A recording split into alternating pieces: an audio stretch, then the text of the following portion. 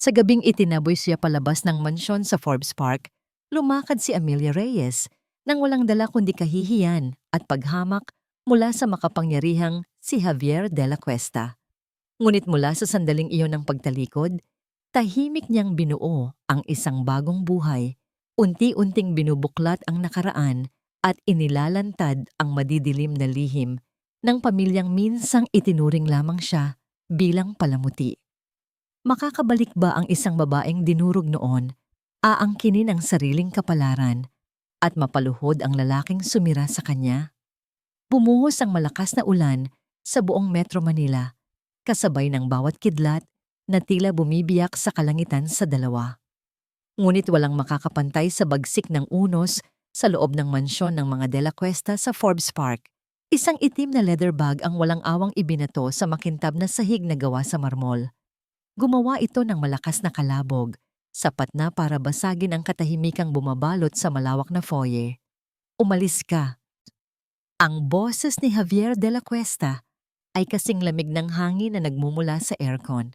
Walang emosyon, walang bahid ng pagsisisi.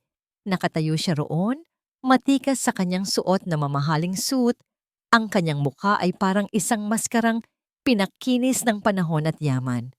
Si Amelia Reyes o Amelia de la Cuesta pa sa mga sandaling iyon ay hindi kumibo. Nakatayo lang siya, basang-basa ang kanyang damit dahil sa pagmamadaling pumasok mula sa hardin kanina para lamang salubungin ng ganitong eksena. Ang tubig ulan na tumutulo mula sa kanyang buhok ay humahalo sa hangin, ngunit walang luha sa kanyang mga mata. Hindi mo ba narinig ang sinabi ko? Tanong ni Javier. May bahid ng pagkainip sa kanyang tono. Umalis ka. Hindi ka nararapat sa pamamahay na ito. Ang bawat salita ay parang matulis na yelo, tumutusok sa puso. Ngunit para kay Amelia, ang mga salitang iyon ay pamilyar na. Ilang taon na rin niyang naririnig ang mga katulad nito sa mas mahinang bulong, sa mga tinging mapanliit, sa mga kilos na nagpaparamdam sa kanya na siya ay isang dayuhan sa sarili niyang tahanan. Dahan-dahan, yumuko si Amelia at pinulot ang bag. Ito lang ang tanging bagay na hinayaan siyang dalhin. Isang bag na naglalaman ng ilang piraso ng damit at mga dokumentong matagal na niyang inihanda para sa araw na ito. Hindi siya umiyak, hindi siya nagmakaawa. Tapos na ang panahon ng pagluha. Habang tinatalikuran niya ang lalaking minsan niyang pinangakuan ng habambuhay, isang alaala ang biglang pumasok sa kanyang isip. Isang gabi, ilang buwan na ang nakalipas. Narinig niya si Javier na may kausap sa telepono sa loob ng library. Akala ni Javier ay tulog na siya. Ano pa bang gusto mong gawin ko, ma? Iritableng sabi ni Javier sa kausap na alam niyang walang iba kundi si Doña Eleanor. She's doing her part.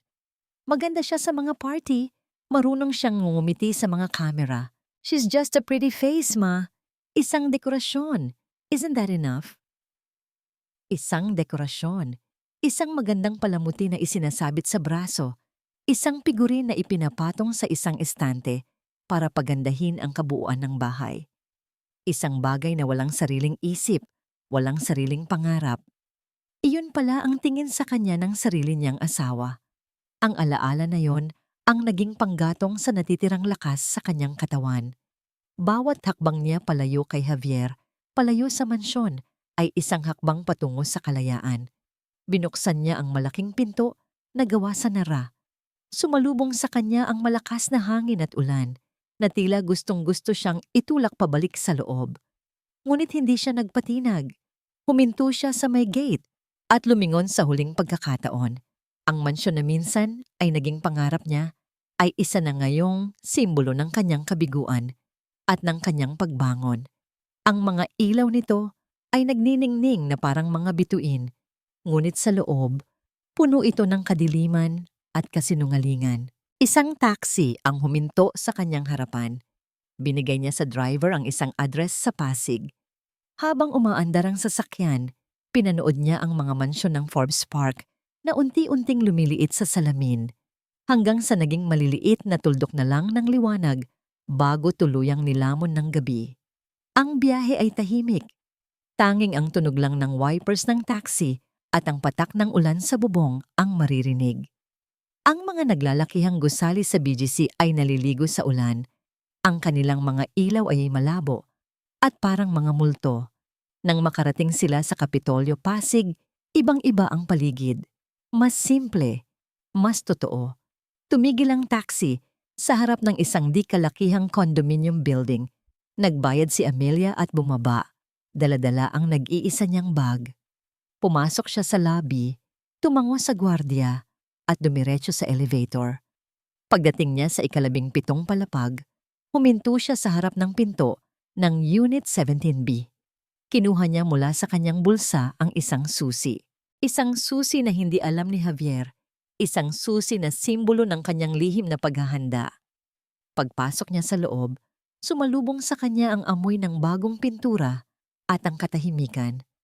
Maliit lang ang apartment, may isang kwarto, isang maliit na sala, at kusina. Walang mamahaling gamit, walang mga chandelier.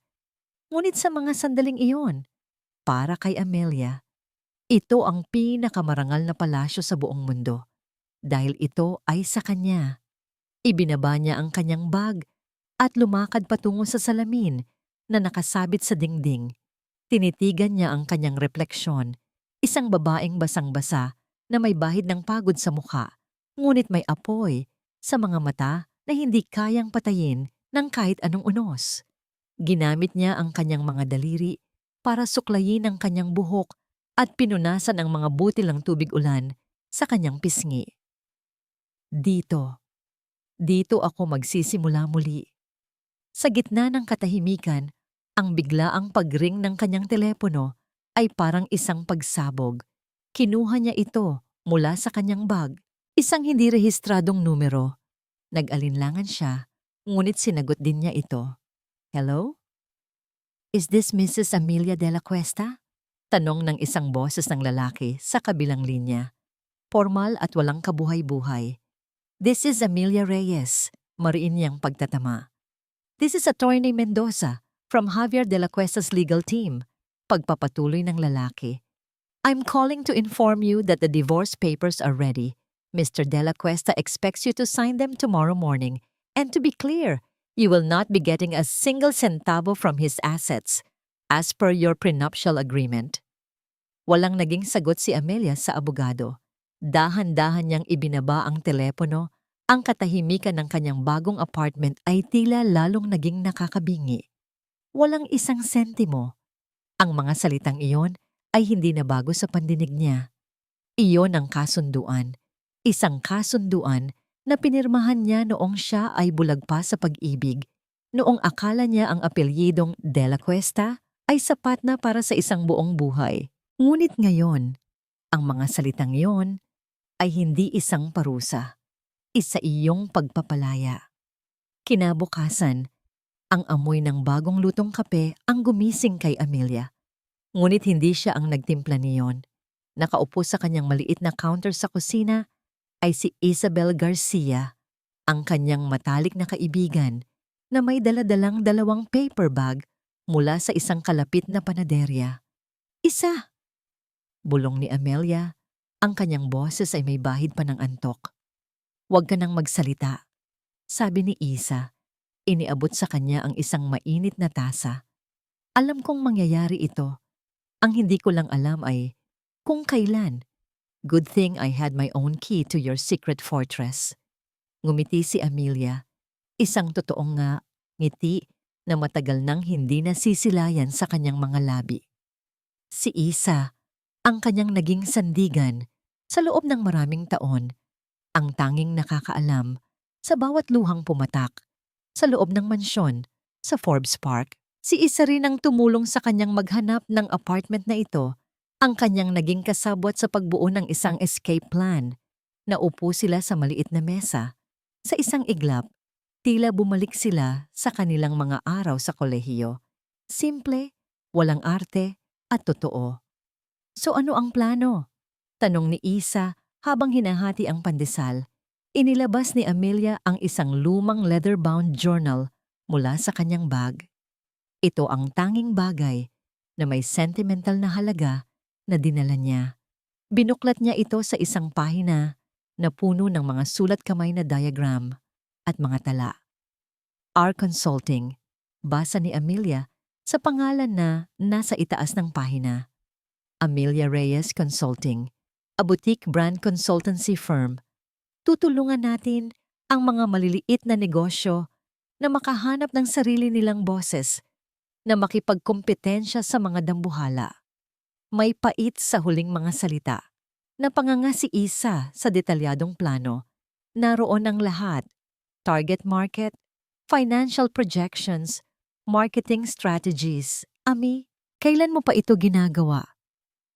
Sa bawat gabing hindi ako makatulog, sa bawat oras na nararamdaman kong wala akong silbi. Mahinang sagot ni Amelia. Ito ang nagbigay sa akin ng pag-asa, Isa. Niyakap siya ng mahigpit ng kanyang kaibigan. At ngayon, gagawin na natin itong totoo. Bulong ni Isa. Inilapag niya sa mesa ang isang makapal na brown folder. Lahat ng contacts na kailangan mo, inipon ko na. Mga dating kliyente ko sa advertising, mga supplier, pati na rin mga potential na empleyado. You are not alone in this. Sa unang pagkakataon mula kagabi, naramdaman ni Amelia ang pag-init ng kanyang mga mata. Ngunit ito ay luha ng pasasalamat. Kinahapunan, tinupad ni Amelia ang usapan.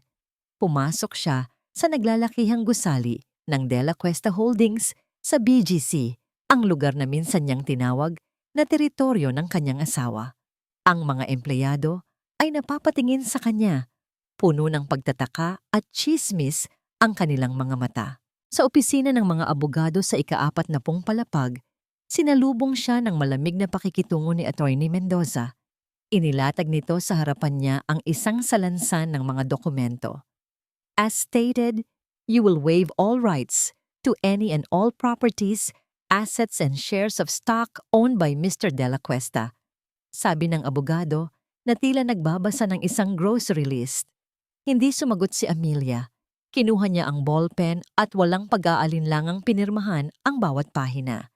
Nang makarating siya sa huling pirma, isinulat niya ang kanyang pangalan. Amelia Reyes, hindi na Dela Cuesta. May kailangan pa ba kayo? Tanong ni Attorney Mendoza, nagulat sa bilis ng mga pangyayari. Tumingin si Amelia sa kanya, ang kanyang mga mata ay kalmado at matatag. Wala akong kukunin sa kanya. Pagkatapos ay tumayo siya at lumakad palabas ng silid. Iniwan ang abogado na nakatulala at ang kanyang nakaraan na nakakulong sa mga piraso ng papel. Ang mga sumunod na linggo ay isang pagsubok sa kanyang katatagan. Ginamit niya ang lahat ng kanyang naipon, ang perang lihim niyang itinabi mula sa allowance na ibinibigay ni Javier. Ang perang akala ni Javier ay ginagastos niya sa mga designer bag at sapatos para umupa ng isang maliit na espasyo sa isang gusali sa Ortigas. Nagsimula ang isang montage ng kanyang bagong buhay. Nariyan ang eksena kung saan siya, kasama si Isa, ay nagpipintura ng mga pader ng kanilang magiging opisina. Ang kanilang mga damit ay puno ng puting mantsa, ngunit ang kanilang mga tawa ay umaalingaw-ngaw sa walang lamang silid. Nariyan ang mga gabing inaabot siya ng madaling araw sa harap ng kanyang laptop. Umiinom ng mapait na kape, pinipino ang bawat detalye ng kanyang mga proposal.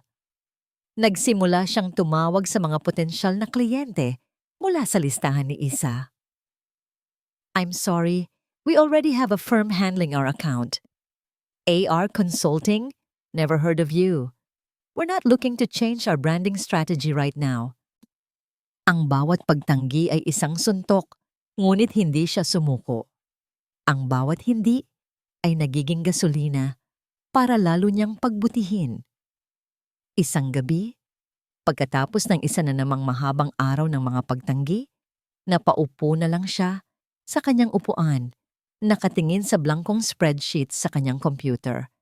Ang pag-asa ay unti-unting napapalitan ng pagkabalisa. Sapat ba ang ginagawa niya? Sapat ba ang pera niya? Paano kung tama sila Javier at Doña Eleanor? Paano kung hanggang doon na lang talaga siya? Napapikit siya. Sinusubukang itaboy ang mga demonyo ng pagdududa. At sa sandaling iyon, isang tunog ng notifikasyon ang bumasag sa katahimikan. Isang bagong email. Ang subject line ay simple lang, regarding your business proposal for AR consulting. Ang puso niya ay biglang kumabog ng mabilis. Binuksan niya ito. Ang email ay mula sa isang address na walang pangalan. Tanging isang serye ng mga numero at letra. Ang mensahe ay maikli at direkta. To Ms. Reyes, I have reviewed the business plan you have discreetly circulated. It is ambitious, yet promising. I am interested in providing the initial seed funding you require under one condition. I will remain anonymous. All our dealings will be conducted through my legal representative. He will contact you shortly to arrange a meeting to discuss the terms. Let's see if your vision is as brilliant as it appears on paper. Sincerely, a silent partner. Napatitig si Amelia sa screen, binabasa ang email ng paulit-ulit. Isang ngiti ang unti-unting sumilay sa kanyang mga labi. Isang ngiti na puno ng panibagong pag-asa. Hindi niya alam kung sino ito o bakit interesado ito sa kanya. Ngunit sa dagat ng kawalan, may isang taong naghagis sa kanya ng salbabida. Ang kanyang telepono ay muling tumunog. Isang mensahe mula kay Isa.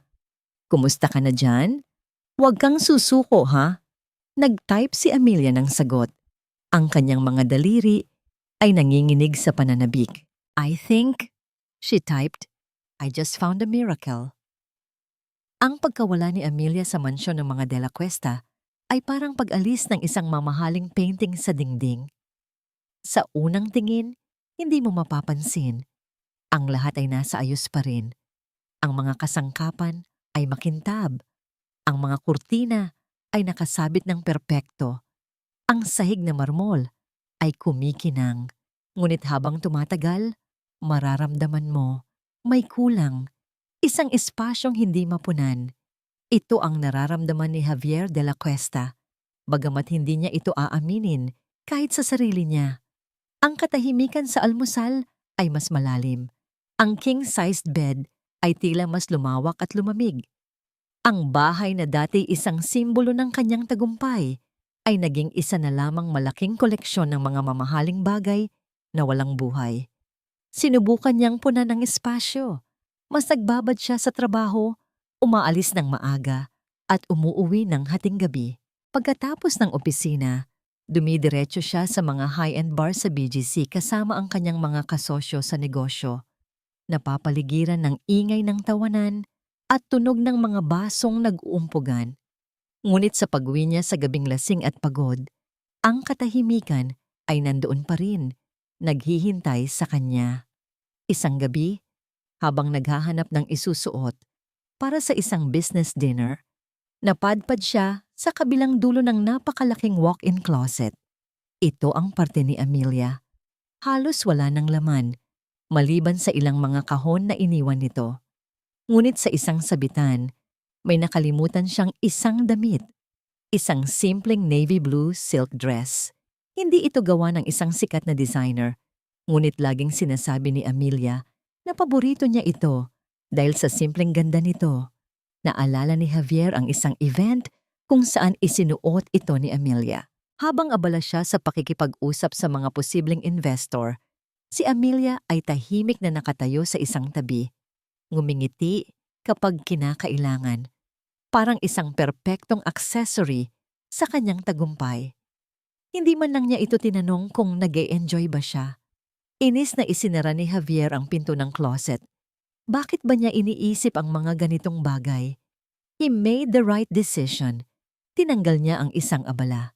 Isang palamuti na nagsisimula ng kumupas. Javier, hiho. Ang boses ni Doña Eleanor de la Cuesta ay tumaginting sa kanilang hapagkainan. Lingguhang dinner nila ito, isang tradisyon na hindi maaaring baliin. I'm so proud of you, sabi ng kanyang ina habang eleganteng hinihiwa ang kanyang steak. You finally got rid of that distraction. A woman's worth is measured by her background, not just her face. Tandaan mo yan. Tumangulang si Javier, sumipsip ng kanyang mamahaling red wine. Speaking of which, pagpapatuloy ni Doña Eleanor, I had lunch with Tita Maricel ng mga Villena. Her daughter, Cassandra, just got back from her master's in Switzerland. She's beautiful, intelligent, and most importantly, from a good family. I think you two would get along perfectly. Ma, I'm not looking to date right now, sagot ni Javier. May bahid ng pagod sa boses. Nonsense, sabi ng kanyang ina. The De La Cuesta name needs a proper lady beside it, hindi isang oportunista na galing sa pamilyang nalugi. Ang mga salita ng kanyang ina ay tumama, ngunit sanay na si Javier. Ito ang mundong kanyang ginagalawan. Ang mundo kung saan ang pag-aasawa ay isang business merger at ang pag-ibig ay isang commodity na maaring bilhin at palitan. Kinabukasan, sa boardroom ng De La Cuesta Holdings, abala si Javier sa isang mahalagang pagpupulong. And that concludes the quarterly report for international logistics, sabi ng isa sa kanyang mga vice president. For domestic accounts, Mr. Martinez, isang lalaking nasa mid-40s ang tumayo. Akay-akay ang isang folder. Pawisan ang kanyang noo. Mr. De La Cuesta, sir, may kaunting problema po tayo.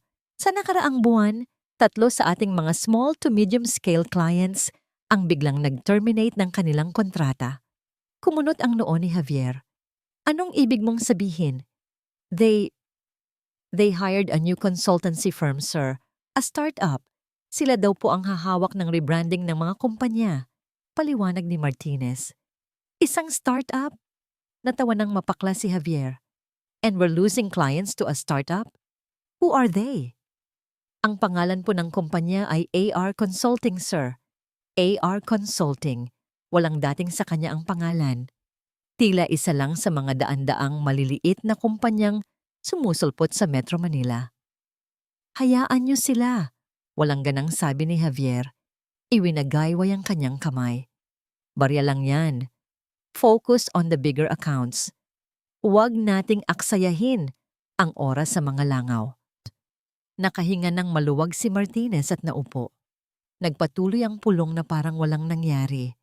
Pagbalik ni Javier sa kanyang malawak na corner office na may tanawin ng buong Bonifacio Global City, isang imbitasyon ang nakapatong sa kanyang mesa. Makapal ang sobre, gawa sa mamahaling papel, at may gold embossed seal. Binuksan niya ito. Isang imbitasyon para sa Philippine Business Gala, ang pinakamalaki at pinakaprestihiyosong pagtitipon ng mga negosyante sa buong bansa. Isang gabi ng mga peking ngiti, mga lihim na kasunduan, at walang katapusang pagpapakitang gilas. Isa na namang obligasyon. Ibinato niya ito sa kanyang mesa at ipinagpatuloy ang pagpirma ng mga dokumento. Nang malapit ng mag-alas 7 ng gabi, tumunog ang intercom sa kanyang mesa. Boses yun ng kanyang executive assistant. Sir Javier, line 1 po. Urgent call from Mr. Tan of Synergy Tech. Agad na kinuha ni Javier ang telepono. Ang Synergy Tech ay isang malaking tech company na 6 na buwan na nilang nililigawan para maging kliyente. Isang multi-million peso account. Richard, good evening. To what do I owe the pleasure? Masiglang bati ni Javier. Javier, sabi ng boses sa kabilang linya. Direkta at walang paligoy-ligoy. I'm calling to let you know that we've made a decision. And I'm hoping it's good news for us, sabi ni Javier nakangiti. Nagkaroon ng sandaling katahimikan. We've decided to go with another firm. I'm sorry, Javier. Their proposal was revolutionary, fresh, aggressive, something we haven't seen before. Nawala ang nangiti sa mukha ni Javier. Who? Is it Sarmiento's group? Tanong niya. Tinutukoy ang kanyang pinakamalaking karibal. No, sagot ni Mr. Partan. It's a new player, AR Consulting. Ang pangalan. Ang pangalang binaliwala niya kanina lang. Para siyang binuhusan ng malamig na tubig. Ang barya na kanyang hinamak ay bigla na lang sumunggab ng isang malaking hiyas mula mismo sa kanyang harapan. Thank you for the call, Richard, sabi ni Javier. Pinipilit na maging kalmado ang kanyang boses Bago ibaba ang telepono, umupo siya ng tuwid sa kanyang upuan. Ang kanyang mga daliri ay mahigpit na nakahawak sa ballpen. Ang pagkainip ay napalitan ng inis. Ang inis ay naging galit. Pinindot niya ang intercom. Katrina, utos niya. Ang kanyang boses ay matigas at malamig. Yes, sir. I want a full background check on a company called AR Consulting. I want to know everything. Who owns it? Who funds it? Who their people are? Everything. I want the report on my desk by tomorrow morning. Understood? Yes, sir. Right away, sir. Sumandal si Javier sa kanyang upuan at tumingin sa mga ilaw ng syudad. Ang isang langaw na kanyang hinamak ay hindi na pala isang langaw. Isa na itong bubuyog na may matulis na karayom at kakasaksak lang nito sa kanyang ego. At si Javier de la Cuesta ay hindi kailanman nagpapatalo.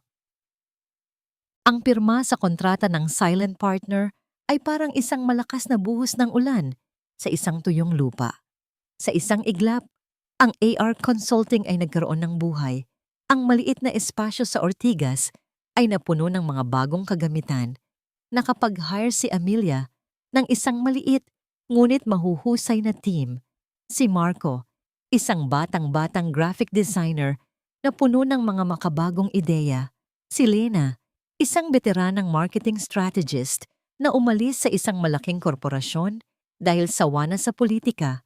At si David, isang tech wizard na kayang gawing realidad ang kahit anong digital na konsepto.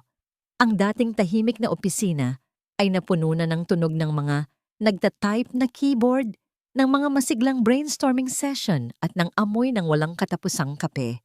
At sa gitna ng lahat ng ito ay si Amelia Reyes, hindi na ang anino ng isang De La Cuesta, kundi ang puso at kaluluwa ng kanyang sariling kumpanya. Ngayon ang araw ng paghuhusga. Nakaupo sila sa conference room ng Local Brew, isang lumalagong coffee chain na gustong makipagsabayan sa mga international na brand. Ito ang kanilang pinakamalaking pitch. Kung makuha nila ito ang maglalagay sa AR Consulting sa mapa. Kinakabahan ako, Ma'am Amy, bulong ni Lina habang inaayos ang kanyang mga papeles. Ang board ng Local Brew ay kilalang mahirap i-please. Ngumiti si Amelia, isang ngiting kalmado at puno ng kumpiyansa. Ibang-iba sa mga pilit na ngiti na ibinibigay niya noon sa mga party ni Javier. Huminga ka ng malalim, Lena. We didn't come this far to only come this far. Naniniwala ako sa plano natin. Nang pumasok ang board of directors, tumayo si Amelia. Ang suot niyang puting power suit ay simple ngunit elegante. Ang kanyang buhok ay nakatali sa isang mababang ponytail, nagpapatingkad sa kanyang matatag na mukha. Walang bakas ng pag-aalinlangan sa kanyang mga mata. Magandang umaga po. Ako po si Amelia Reyes, ang founder ng AR Consulting. Sinimulan niya ang kanyang presentasyon. Hindi siya nagbasa mula sa mga slide. Nagsalita siya mula sa puso. Ikinuwento niya ang pinagmulan ng Local Brew. Ang pangarap ng founder nito na ipatikim sa bawat Pilipino ang sariling atin. Ikinuwento niya ang bawat magsasaka ng kape sa likod ng bawat tasa. Ang Local Brew ay hindi lang kape. Sabi niya, ang kanyang boses ay puno ng pagnanasa. Ito ay kwento, ito ay kultura, at ang aming proposal ay hindi lamang para magbenta ng kape. Ang layunin natin ay magbenta ng karanasan, ng pagmamalaki, to make every Filipino feel that this brand is theirs. Inilatag niya ang isang agresibong kampanya, digital integration, community engagement, a complete brand overhaul na nagpapanatili sa puso ng Local Brew habang binibigyan ito ng isang modernong mukha. Pagkatapos ng 30 minuto, nagtapos siya. Ang buong silid ay natahimik. Tinitigan niya ang bawat miyembro ng board. Sinalubong ang kanilang mga mata nang walang takot. Ang CEO ng Local Brew, isang matandang lalaki na kilala sa pagiging seryoso, ay dahan-dahang tumango. Tumingin siya sa kanyang mga kasama at pagkatapos ay bumalik kay Amelia. Miss Reyes, sabi nito, Kailan kayo pwedeng magsimula? Isang alon ng kagalakan ang bumalot sa team ni Amelia. Pinilit nilang maging profesional hanggang sa matapos ang pulong. Ngunit paglabas nila ng gusali, sabay-sabay silang nagsigawan na parang mga batang nanalo sa isang laro. Nagawa natin, sigaw ni Marco. Niyakap si Amelia. Natawa si Amelia. Isang tawang malaya at totoo. Nagawa natin. Pagtatamaman niya. Pagbalik nila sa opisina, isang maliit na itim na kahon ang naghihintay sa mesa ni Amelia. Galing ito sa isang courier, walang pangalan ng nagpadala. Nagtaka siya, ngunit binuksan niya ito. Sa loob, nakapatong sa isang bed of black velvet, ay isang napakagandang fountain pen. Gawa ito sa itim na resin na may silver trim.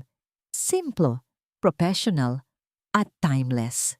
Sa ilalim nito ay may isang maliit na card na gawa sa makapal na papel. Nakasulat dito sa eleganteng sulat kamay, "For the contracts you have yet to sign." Walang pirma. Ngunit alam ni Amelia kung kanino ito galing. Ang kanyang silent partner. Napangiti siya. Hindi ito isang romantikong regalo, ngunit may kakaibang kilig na dala ito. Isang pagkilala, isang paalala na may isang taong naniniwala sa kanya kahit na hindi niya ito kilala. "Wow, boss," sabi ni David na napadaan sa kanyang mesa. "Ang ganda niyan, mukhang mamahalin." Hinawakan ni Amelia ang pen. Malamig ito at mabigat. Isang bigat na nagbibigay ng katiyakan. "It's a promise," bulong niya sa sarili. Nang hapong iyon, habang nagkakape sila ni Aiza sa pantry, hindi napigilan ng kanyang kaibigan na mapansin. "Alam mo," sabi ni Aiza, habang pinagmamasdan si Amelia, "iba ka na ngayon, Amy. You're glowing." Napahawak si Amelia sa kanyang pisngi. Glow. Baka dahil lang sa stress. Hindi. Umiling si Isa. "It's not stress. It's purpose." Dati, para kang isang magandang bulaklak sa loob ng isang vase. Maganda, pero nalalanta. Ngayon, para kang isang puno.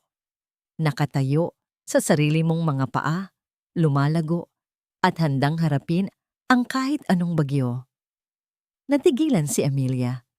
Tama si Isa. Ang bigat na laging nakadagan sa kanyang balikat ay nawala. Napalitan ito ng isang bagong uri ng bigat, ang bigat ng responsibilidad. Ngunit isang responsibilidad na buong puso niyang tinatanggap. Habang nag-aayos na sila para umuwi, isang mensahero ang dumating. May dalang isang malaking sobre na may gold embossed seal, ang selyo ng Philippine Business Council. Kinakabahang binuksan ito ni Amelia.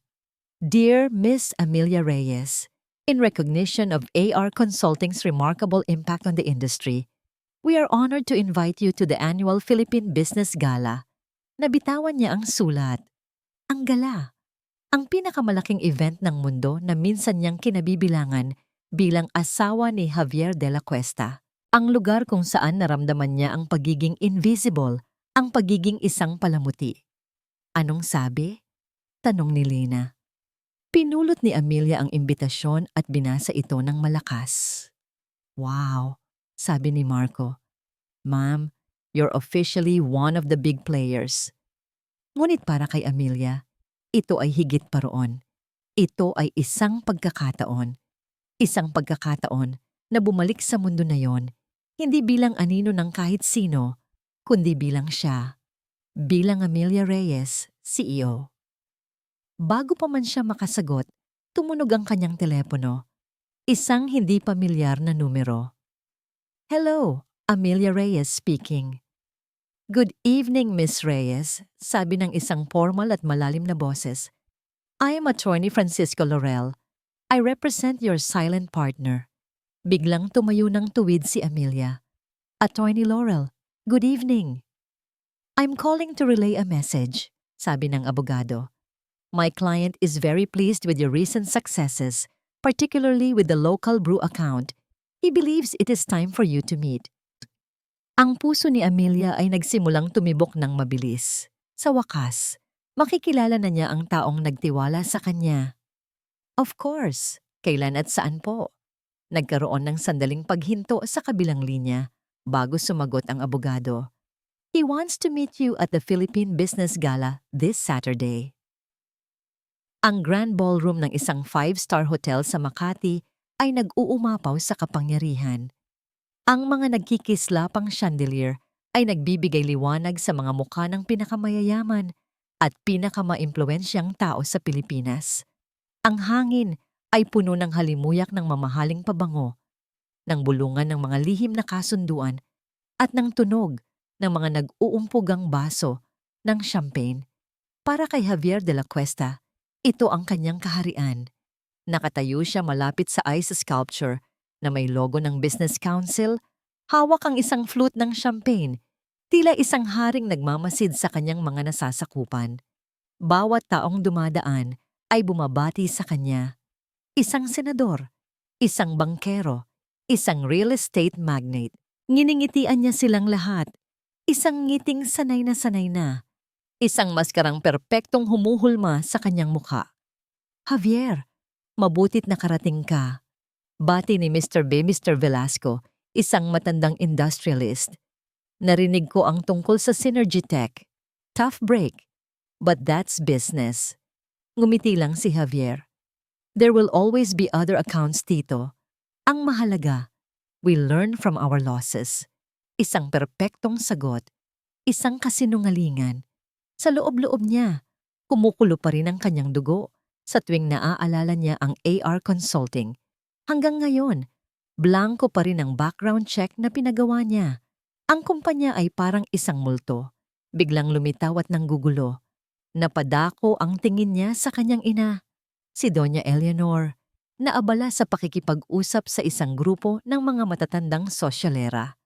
Suot nito ang kanyang karaniwang ekspresyon, isang kombinasyon ng pagmamataas at pagkabagot, na parabang ang buong mundo ay hindi karapat-dapat sa kanyang atensyon. Biglang nagkaroon ng bahagyang pagtigil sa bulungan ng mga tao, malapit sa grand entrance, isang kolektibong paglingon, may bagong dating. Sino yon? Narinig ni Javier na tanong ng isang babae sa malapit. Hindi ko kilala, pero ang ganda niya. Dahil sa kuryosidad, lumingon din si Javier at sa sandaling iyon, ang mundo niya ay tila bumagal. Bumuntong hininga si Amelia bago humakbang papasok sa ballroom. Sa kanyang tabi ay si Attorney Laurel, isang matangkad at kagalang-galang na lalaki. Handa ka na ba, Miss Reyes? Tanong nito. Tumango si Amelia. Ang kanyang puso ay kumakabog na parang tambol. Ang suot niyang emerald green evening gown ay yakap-yakap ang kanyang katawan. Simple lang ang hiwa nito, ngunit ang kulay ay matapang at kapansin-pansin. Ang kanyang buhok ay nakaayos sa isang eleganteng shinyon na nagpapakita ng kanyang leeg at ng simpleng diamond necklace na hiniram niya kay Isa. Hindi ito isang damit, isa itong baluti. Sa paghakbang niya papasok, naramdaman niya ang mga mata ng lahat na bumaling sa kanya. Dati, ang mga tinging ito ang nagpapaliit sa kanya. Nagpaparamdam na hindi siya kabilang. Dati, hahanapin niya agad si Javier sa gitna ng mga tao, umaasang makakita ng pagkilala. Ngunit ang sasalubong lang sa kanya ay isang formal na tango bago siya iwan para makipag-usap sa mas mahahalagang tao. Ngunit ngayon, iba na. Tinanggap niya ang mga tingin. Sinalubong niya ang mga ito. Bawat titig ay hindi na isang insulto, kundi isang kumpirmasyon na narito siya. May karapatan siyang mapunta rito. Naglakad siya ng may tiwala. Ang kanyang ulo ay nakataas. Nakita niya ang mga pamilyar na mukha. Mga taong minsan ay nginingitian siya ng matamis, ngunit tinatalikuran siya para pagtsismisan. Ngayon, ang nakikita niya sa kanilang mga mata ay pagtataka, pagkalito, at marahil, kaunting paghanga. Ladies and gentlemen, anunsyo ng host sa entablado. Isang karangalan na makasama natin ngayong gabi ang isa sa mga bagong bituin sa industriya. Please welcome Miss Amelia Reyes, the CEO of the phenomenal AR Consulting. Ang pangalan niya, na sinundan ng pangalan ng kanyang kumpanya, ay umalingaw-ngaw sa buong ballroom. Isang matamis na musika sa kanyang pandinig. AR Consulting, Amelia Reyes. Ang dalawang pangalan ay nagbanggaan sa isip ni Javier na parang dalawang tren. Hindi maari. Ngunit ang babaeng nakatayo sa gitna ng atensyon, ang babaeng may tindig ng isang reyna, ang babaeng nagmamay-ari ng bawat sulok ng silid sa kanyang presensya, ay walang iba, kundi siya, si Amelia, ang kanyang asawa, ang kanyang dating asawa, ang dekorasyon, klang. Ang flute ng champagne ay nahulog mula sa kanyang kamay at nabasag sa sahig na marmol, ngunit hindi niya ito narinig. Ang tanging nakikita niya ay si Amelia, na tila isang ganap na estranghero. Ang mahiyain at laging nakayukong babae ay wala na. Ang kaharap niya ngayon ay isang babaeng puno ng kapangyarihan at misteryo. Napansin niya ang tingin ng kanyang ina mula sa malayo. Isang tinging puno ng pagkamuhi at hindi makapaniwala. Habang nakatayo siyang parang isang estatwa, natigilan at hindi makagalaw, isa pang anino ang lumapit kay Amelia. Isang lalaking matangkad, makisig, at kilalang-kilala niya. Si Rafael Sarmiento, ang kanyang pinakamalaking karibal, ang CEO ng Sarmiento Group, ang tanging kumpanyang kayang makipagsabayan sa De La Cuesta Holdings. Sa harap ng daan-daang mga mata, lumapit si Rafael kay Amelia. May ibinulong ito sa kanya na ikinangiti ni Amelia. Pagkatapos, dahan-dahang inilagay ni Rafael ang kanyang kamay sa baywang ni Amelia.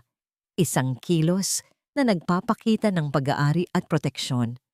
Magkasama silang humarap sa direksyon ni Javier. Naglakad sila palapit, bawat hakbang ay tila isang dagok sa dibdib ni Javier. Huminto sila sa kanyang harapan. Ang nangiti sa labi ni Rafael Sarmiento ay puno ng tagumpay. De La Cuesta, bati ni Rafael, ang kanyang boses ay malamig at may bahid ng pang-aasar. Tumingin siya kay Amelia na may paghanga at pagkatapos ay ibinalik ang kanyang tingin kay Javier. I believe you've met the future of brand consultancy. Ang mga salita ay tumama kay Javier na parang isang malakas na sampal. Si Rafael Sarmiento, ang silent partner.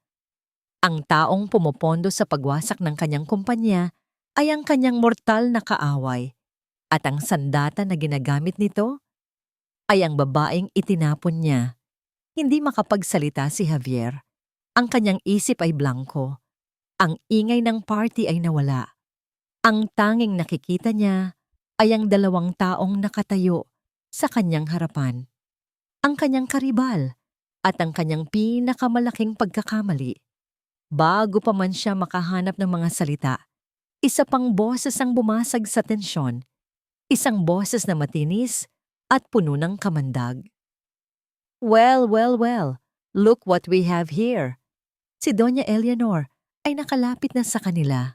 Ang kanyang mga mata ay parang dalawang patalim na nakatutok kay Amelia. Hindi niya pinansin si Rafael. Hindi niya pinansin ang sarili niyang anak. Tumingin siya sa paligid. Sinisigurong sapat ang mga taong nakakarinig at nagsalita sa isang malakas at malinaw na boses. Isang mga agaw, deklara niya. Ang bawat salita ay puno ng lason. Pera lang naman ang habol mo sa mga lalaki, hindi ba Amelia? Ang lason sa mga salita ni Doña Eleanor de la Cuesta ay kumalat sa hangin na parang usok, nagpapatigil sa mga bulungan at nag-iiwan ng isang nakakabiinging katahimikan. Lahat ng mata ay nakatuon ngayon sa kanila. Isang tatsulok ng tensyon sa gitna ng karangyaan. Nakita ni Rafael Sarmiento ang panandaliang paninigas sa mga balikat ni Amelia, ang tanging senyales ng epekto ng atake. Ngunit hindi ito yumuko. Hindi ito nagpakita ng kahinaan. Para kay Rafael, ang eksenang ito ay hindi na bago. Ilang taon na niyang pinapanood ang mga dula-dulaan ng alta sosyedad, ang mga maskara, ang mga patalim na nakatago sa likod ng mga ngiti. Ngunit ngayong gabi, iba ito. Dahil ang nasa sentro ng atake ay si Amelia Reyes at hindi niya iyon hahayaan. Bago pa man makasagot si Amelia, bago pa man makakilos si Javier mula sa kanyang pagkakatulala, humakbang si Rafael. Isang maliit na hakbang lang, sapat na para bahagyang mapunta sa harapan ni Amelia na tila isang panangga. Ngumiti siya, isang ngiting magalang ngunit kasing talim ng yelo. Ang kanyang mga mata ay nakatuon lamang kay Doña Eleanor. Doña Eleanor, sabi niya. Ang kanyang boses ay kalmado ngunit may bigat na narinig ng lahat sa paligid. Lagi po akong humahanga sa inyong galing sa negosyo. Ngunit kung may isang bagay po akong natutunan sa aking ama, iyon po ay ang tunay na halaga ay wala sa lumang apelyido, kundi sa bagong talento. Itinaas niya ang kanyang baso ng champagne. I believe in investing in talent, not in old grudges. Cheers to the future. Ang mga salita niya ay isang perpektong sampal, magalang sa forma, ngunit brutal sa mensahe. Naramdaman ni Rafael ang pag-igting ng panga ni Doña Eleanor. Ang matandang matriarka ay natalo sa sarili niyang laro, sa harap ng kanyang sariling mga alipores. Amelia, bulong ni Rafael, sapat lang para marinig nito. Let's get some fresh air. Hindi na niya hinintay ang sagot nito. Ang kanyang kamay ay nanatili sa baywang ni Amelia. Iginagabay ito palayo sa eksena, palayo sa mga matang mapanghusga. Iniwan nila sina Javier at Doña Eleanor na nakatayo roon, mga estatuwang gawa sa galit at pagkabigla. Habang naglalakad sila patungo sa balkonahe, hindi mapigilan ni Rafael na maalala ang isang tagpo mula sa malayong nakaraan. Ang nakikita niyang katatagan ngayon kay Amelia, ang tahimik na dignidad sa gitna ng pangaapi, ay nagpaalala sa kanya sa ama nito. 15 taong gulang pa lamang si Rafael noon. Nagtatago siya sa may hagdanan ng kanilang bahay, nakikinig sa usapan ng mga matatanda sa sala. Nandoon ang kanyang ama, si Don Ricardo Sarmiento, at ang matalik nitong kaibigan, si Mr. Alberto Reyes. Nakaupo si Mr. Reyes sa sofa, ang kanyang mga balikat ay lupaypay. Ang dating masayahin nitong muka ay puno ng guhit ng pag-aalala. Sa mesa sa pagitan nila ay mga papeles, mga dokumento ng pagkalugi. Sinubukan ko ang lahat, Ricardo, sabi ni Mr. Reyes, ang boses ay basag. Pero para silang isang pating na nakaamoy ng dugo. The De La Cuesta Holdings, they bled me dry. Pinabagsak nila ang presyo, kinuha ang mga supplier ko, ginamit ang kanilang koneksyon para harangin ang mga pautang ko sa bangko. It was a systematic execution. Walang hiya sila, galit na sabi ni Don Ricardo. Ang kanyang kamao ay nakakuyom. Dahil lang sa isang kontrata na pareho nating pinaglalabanan, they destroyed you for that? Hindi lang yun. Umiling si Mr. Reyes. It's about pride. Hindi matanggap ni Eleanor de la Cuesta na isang maliit na kumpanya na tulad ng sa akin ang nakakakuha ng atensyon. She made an example out of me. Tumingin si Mr. Reyes sa malayo. Ang kanyang mga mata ay naluluha. Ang pamilya ko, si Amelia. Paano na sila? Tumayo si Don Ricardo at tinapik ang balikat ng kanyang kaibigan. Ang kanyang boses ay puno ng determinasyon. Babangon kayo muli, Alberto, mariing sabi niya. Huwag kang mag-alala. Tutulungan kita. Hindi kita pababayaan. Narinig ni Rafael ang bawat salita. Ang pangakong yon ay tumatak sa kanyang isip. Ngunit makalipas ang 6 na buwan, isang biglaang atake sa puso ang kumuha sa buhay ni Don Ricardo Sarmiento. At ang pangako nito kay Mr. Reyes ay hindi na kailanman natupad. Pagdating nila sa balkonahe, sumalubong sa kanila ang malamig na hangin ng gabi. Ang tanawin ng mga kumukutitap na ilaw ng Makati ay tila isang dagat ng mga bituin. Huminga ng malalim si Amelia. Tila ngayon lang nakahinga ng maluwag. Salamat, Rafael, sabi niya. Ang kanyang boses ay mahina. You didn't have to do that. Yes, I did. Simpleng sagot niya. Sumandal siya sa railings katabi nito. Hindi ko hahayaan na bastusin ka ng kahit sino ng ganoon. Nagkaroon ng ilang sandali ng katahimikan. Hindi ko maintindihan, sabi ni Amelia, nakatingin sa malayo. Bakit? Bakit mo ito ginagawa? Ang laking tulong ang ibinigay mo sa akin. You took a huge risk on a complete stranger. Ito na ang pagkakataon. Tumingin si Rafael sa kanya. Hindi tayo lubusang magkakilala, Amelia. Pero hindi rin tayo complete strangers. Kumunot ang noo ni Amelia sa pagtataka. Ang mga ama natin, pagpapatuloy ni Rafael, si Alberto Reyes at si Ricardo Sarmiento, sila ay matalik na magkaibigan. Partners in a way. Noong mga bata pa tayo, madalas magkasama ang mga pamilya natin. Siguro ay hindi mo na naaalala. Nakita ni Rafael ang pagbabago sa mukha ni Amelia mula sa pagkalito patungo sa dahan-dahang pag-alala at sa huli ay pagkamangha. Tila isang lumang bintana ang biglang bumukas sa kanyang isipan. Si Tito Ricardo? Bulong niya. Ang palaging may dalang tsokolate para sa akin? Tumango si Rafael, isang maliit na ngiti ang sumilay sa kanyang labi. Ako naman, yung batang laging nagtatago sa likod ng kanyang binti. Kaya pala pamilyar ang apelyido mo, sabi ni Amelia, hindi makapaniwala. Ang akala mo ay isa lang itong business decision. Pagtatapos ni Rafael sa kanyang sasabihin, umiling siya. My father admired your father's integrity and passion. He was devastated when his business collapsed. He made a promise to help him get back on his feet. Hindi na idinugtong ni Rafael ang parte tungkol sa mga De La Cuesta. Hindi pa ito ang tamang oras. Ayaw niyang isipin ni Amelia na ang lahat ng ito ay dahil lang sa paghihiganti. Gusto niyang malaman muna nito ang pundasyon ng kanyang tulong, isang utang na loob, isang pangakong kailangan tuparin. My father passed away before he could fulfill that promise. Malungkot na sabi ni Rafael. For years, I carried that with me. Kaya noong nabasa ko ang business plan mo, noong nakita ko ang pangalan mo, alam kong ito na yon. This is my chance to honor my father's word by helping his best friend's daughter build her own empire. Nakatitig lang si Amelia sa kanya. Ang kanyang mga mata ay nangingilid sa luha. Hindi ito luha ng kalungkutan, kundi ng pagkaantig, ang lahat ng tulong, ang misteryosong kabaitan. Mayroon pala itong malalim na pinag-ugatan. Rafael. Wala na siyang masabi.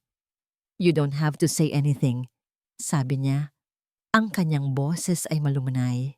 Tumingin siya kay Amelia, hindi bilang isang business partner, kundi bilang isang taong nakikita ang bigat ng pinagdaanan nito. Isang tinging puno ng pag-aalaga at respeto. Ang lakas mo, Amelia. Your father would have been so proud. Mula sa di kalayuan, sa kabilang dulo ng ballroom, nakatayo si Javier de la Cuesta. Ang kanyang pagkabigla ay napalitan na ng isang madilim na emosyon. Isang nakakalasong halo ng selos, galit, at pagsisisi. Pinanood niya ang dalawa sa balkonahe, ang paraan ng pag-uusap nila, ang paraan ng pagtingin ni Sarmiento kay Amelia. Isang tingin na hindi kailanman na ibigay ni Javier sa kanya. Kinuha niya ang kanyang telepono, ginamit niya ang Zoom function, nakita niya ang ekspresyon sa mukha ni Rafael, isang ekspresyon ng pagmamalasakit na sa isip ni Javier ay pag-ibig. Click. Kinuhaan niya sila ng litrato, isang patunay, isang bala, na hindi niya alam kung paano o kailan niya gagamitin. Ang alam niya lang, ang babaeng itinapon niya ay hindi lang basta nakabangon.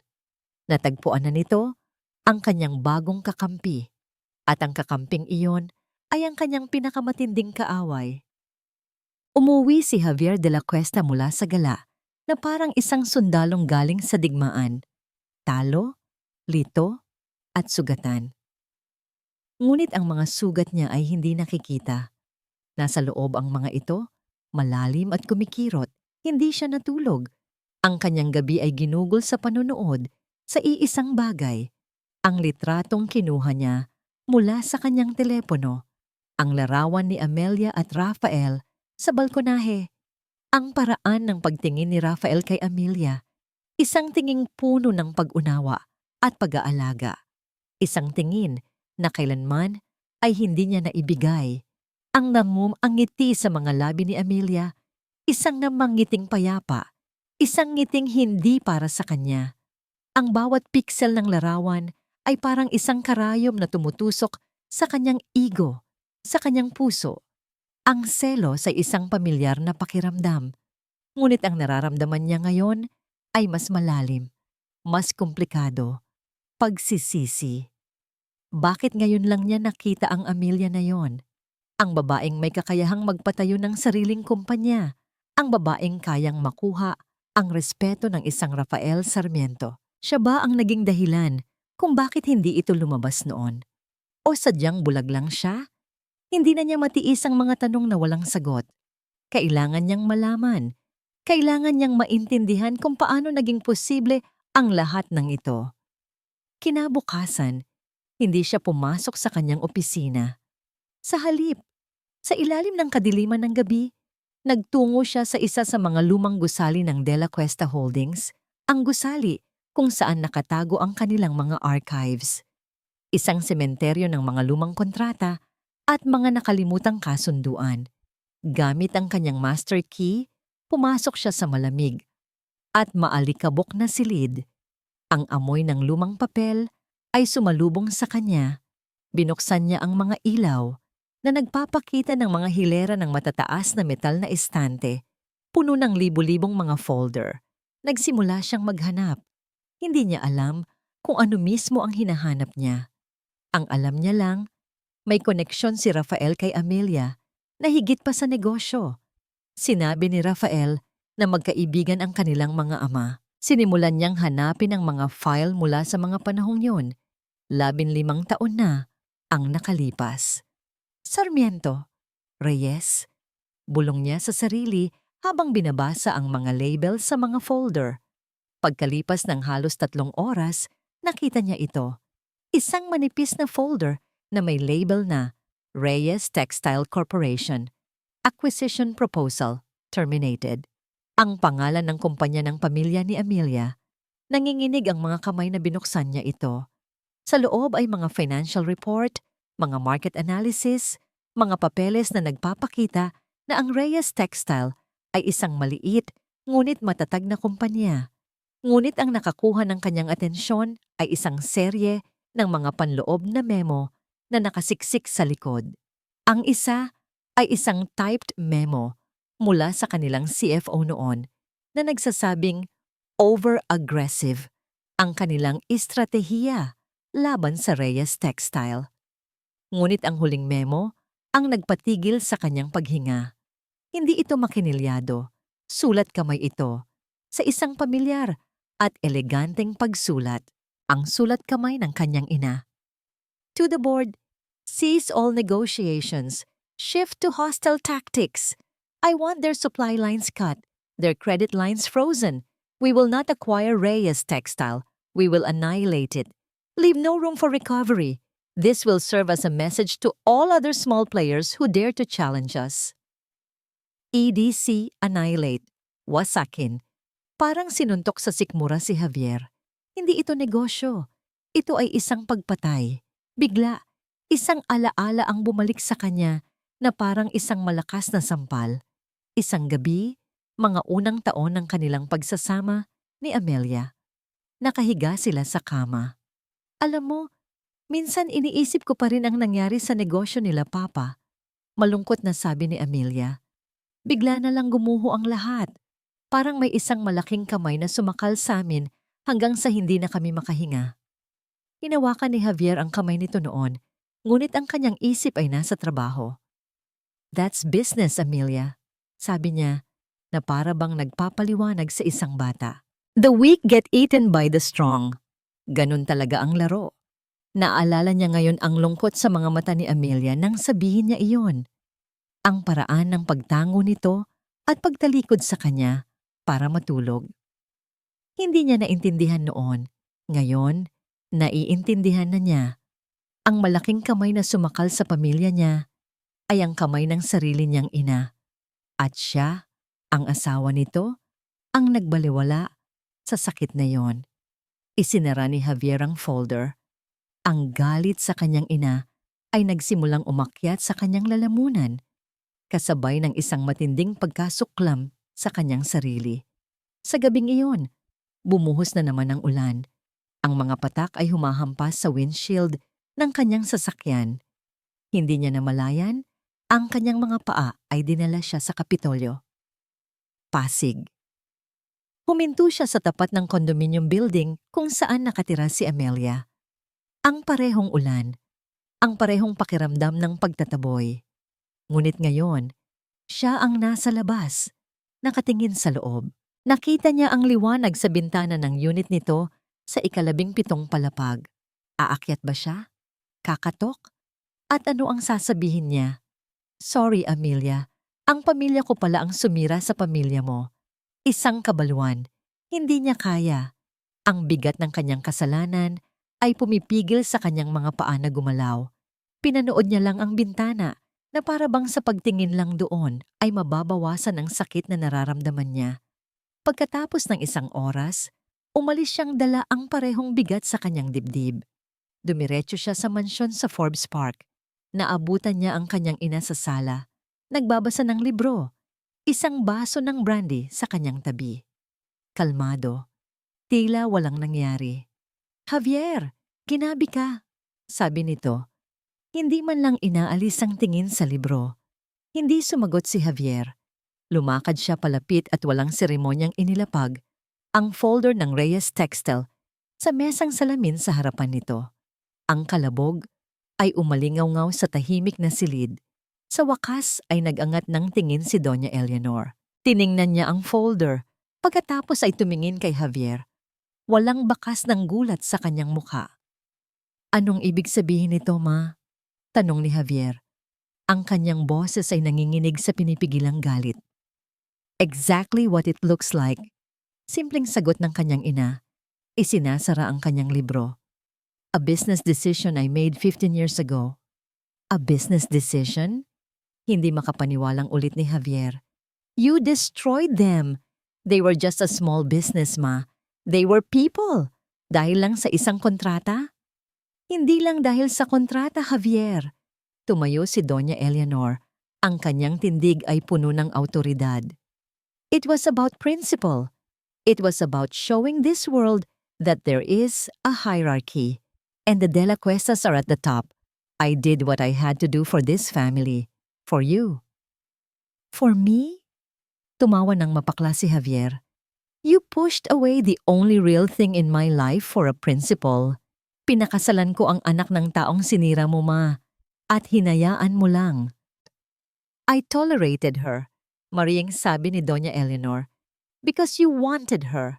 But I always knew she was a mistake. A constant reminder of a weakness we could not afford. Lumapit ito sa kanya. Ang mga mata nito ay nanlilisik. At ngayon, dahil sa kanya, nagsisimula kang maging mahina. Huminga ito ng malalim. Tila sinusubukan na ibalik ang kanyang kontrol. It's all in the past, Javier. Huwag mo nang hukayin pa. Tinitigan ni Javier ang kanyang ina at sa unang pagkakataon, ang nakita niya ay hindi isang ina, kundi isang estranghero, isang malamig at walang pusong estranghero. Paano kung ayaw kong kalimutan? Hamon niya. Ang mukha ni Doña Eleanor ay nagdilim. Ang kanyang boses ay bumaba sa isang mapanganib na bulong. Don't you dare ruin everything for that woman, banta niya. Huwag na huwag mong subukang itama ang isang bagay na matagal nang tapos, or I will show you what I'm truly capable of. Ang tagumpay sa Philippine Business Gala ay nagbukas ng maraming pinto para sa AR Consulting. Bigla, ang mga kumpanyang dati ay hindi sumasagot sa kanilang mga tawag, ay sila na mismo ang kumokontak. Ang kanilang maliit na opisina sa Ortigas ay naging isang pugad ng abalang aktibidad. Ang pangalan ni Amelia Reyes ay nagsimulang lumabas sa mga business column. Binansagan siyang The New Titan, The Branding Prodigy. Para sa kanya, ito ay isang panaginip na nagkatotoo. Ngunit hindi niya alam, sa anino ng kanyang tagumpay, isang bagyo ang namumuo. Nagsimula ito sa isang bulong. Isang umaga, habang nagkakape si Amelia sa pantry, narinig niya ang dalawa sa kanyang mga bagong empleyado na nag-uusap sa mahinang boses. Pero narinig ko sa kaibigan ko na nagtatrabaho sa isang ad agency. May anomalya daw sa data ng AR, sabi ng isa. Imposible, sagot ng isa pa. Pero kumakalat nga yung chismis. Hindi ito pinansin ni Amelia. Sa mundo ng negosyo, ang chismis ay parang hangin. Darating at lilipas. Ngunit ang bulong ay naging isang sigaw. Pagkalipas ng 2 araw, isang artikulo ang lumabas sa isang hindi gaanong kilalang business blog. Ang pamagat, AR Consulting, Built on Lies and Seduction. Sinasabi sa artikulo na ang kanilang mga revolutionary na datos ay base sa mga peking survey at minanipulang numero. Ngunit ang pinakamasakit ay ang huling bahagi. Sources close to the industry claim that the company's real secret to success is not its data, but its CEO's talent for persuasion. Amelia Reyes, the ex-wife of Tycoon Javier de la Cuesta, seems to have effortlessly charmed her way into the pockets of her main investor, Rafael Sarmiento. Is this a story of brilliant business acumen or a tale as old as time? At sa ilalim ng talata, naka-embed ang isang litrato, ang litratong kinuha ni Javier sa gabi ng gala. Ang litrato nila ni Rafael sa balkonahe. Sa anggulong iyon, mukha itong isang intimate na sandali, isang lihim na pag-uusap ng dalawang magkasintahan. Walang hiya, sigaw ni Isa nang ipakita sa kanya ni Amelia ang artikulo. This is a demolition job. Sino ang gagawa nito? Ngunit alam na ni Amelia, hindi niya kailangang hulaan. Or I will show you what I'm truly capable of. Ang banta ni Doña Eleanor ay umalingaw-ngaw sa kanyang isip. Ang artikulo ay parang isang virus. Mabilis itong kumalat sa social media. Ang mga komento ay brutal. Gold digger! Kaya pala iniwan ni JDC. Ginamit lang ang katawan para umangat. Bigla, ang babaeng kanilang hinangaan ay naging target ng kanilang panghuhusga. Huwag mong basahin yan, Amy, sabi ni Isa. Sinusubukang agawin ang telepono mula sa kanya. Ngunit huli na. Ang lason ay pumasok na. Ang lahat ng kanyang pinaghirapan, ang bawat gabing walang tulog, ang bawat sakripisyo. Lahat ay binigyan ng bahid ng dumi. Ang virtual na atake ay naging isang tunay na krisis. Ang telepono sa kanilang opisina ay nagsimulang mag-ring ng walang tigil. Ma'am, si Mr. Chuapo ng Prime Logistics, sabi ng kanyang sekretarya, ang mukha ay namumutla. He wants to put his contract on hold, pending investigation. Isa lang yon sa marami. Sunod-sunod, ang mga kliyenteng dati ay pumupuri sa kanila ay biglang nag-alinlangan. Ang mga proyektong malapit nang masimulan ay biglang nakabitin. Ang mas masahol pa, ang mga supplier na dati ay nagbibigay sa kanila ng paborableng terms ay biglang humihingi ng cash payment. Ang kanilang credit line sa isang maliit na bangko ay biglang sinusuri. Tila lahat ng pinto na bumukas para sa kanila ay isa-isang isinasara. Sa loob ng 1 linggo, ang masiglang opisina ay naging isang lugar na puno ng takot at pag-aalinlangan. Nakita ni Amelia ang pag-aalala sa mga mata ng kanyang mga empleyado. 2 sa kanila ang nag-file ng kanilang resignation. Hindi ko na kaya ang pressure, ma'am, sabi ng isa. Hindi makatingin ng diretso sa kanya. Si Rafael ay gumawa ng lahat ng kanyang makakaya. Naglabas siya ng isang opisyal na pahayag na nagsasabing ang kanyang investment ay base sa unparalleled merit ng AR Consulting. Tinawagan niya ang kanyang mga koneksyon. Ngunit ang kapangyarihan ng pangalan ng De La Cuesta ay parang isang dambuhalang alon na mahirap labanan. Ang kanilang impluensya na binuo sa loob ng maraming dekada ay kayang lunurin ng sinumang sumubok na kalabanin ito. "This is Doña Eleanor's doing," sabi ni Rafael sa telepono. Ang kanyang boses ay puno ng galit. "She's calling in all her favors. She's poisoning the well. Huwag kang mag-alala, Amelia. Lalabanan natin ito."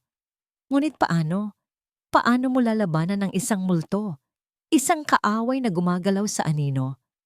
Ang huling dagok ay dumating sa isang Biyernes ng hapon.